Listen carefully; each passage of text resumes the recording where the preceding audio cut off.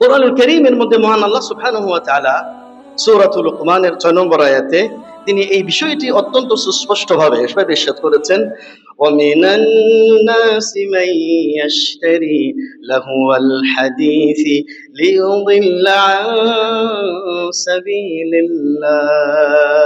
মানুষের মধ্যে অনেক মানুষ আছে যারা গান বাজনা অথবা অনর্থক কোনো আয়োজন, কোনো প্রোগ্রাম, কোনো কালচার, সংস্কৃতি, বিভিন্ন ধরনের কথাবার্তা, গান বাজনার আয়োজন করে, খেলাধুলার আয়োজন করে, এই সমস্ত আয়োজনের মাধ্যমে লিয়ুদিল্লা আন সাবিলিল্লাহ, তারা মানুষদেরকে মূলত আল্লাহর রাস্তা থেকে ফিরিয়ে নিতে চায়। বলুন না নাউযুবিল্লাহ।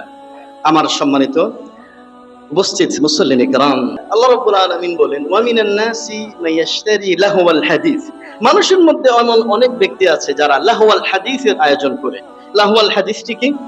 লাহওয়াল হাদিসের ব্যাখ্যায় ইমাম ইবনে তাবারী রাহিমাহুল্লাহ তার তাফসীরের মধ্যে উল্লেখ করেছেন, ইমাম ইবনে কাসীর রাহিমাহুল্লাহ, ইমাম আব্দুর রহমান আস-সাঈদী, ইমাম আল কুরতুবী রাহিমাহুল্লাহ, এছাড়া ইমাম মুহাম্মদ আল আমিন আশ-শিনকিতি, বিশ্বের এরকম বড় বড় উলামায়ে কেরাম রাহমাতুল্লাহ আলাইহিম লাহওয়াল হাদিসের ব্যাখ্যা করেছেন যারা নাকি আল্লাহর রাস্তা থেকে ফিরিয়ে নেওয়ার জন্য লাহওয়াল হাদিসের আয়োজন করে, আঞ্জাম দিয়ে বাস্তবায়ন করে।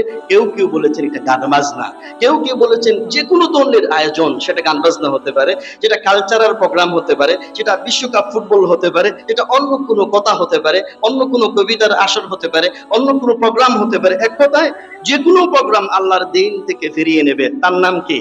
লাহওয়াল হাদিস। তার নাম কি? লাহওয়াল হাদিস।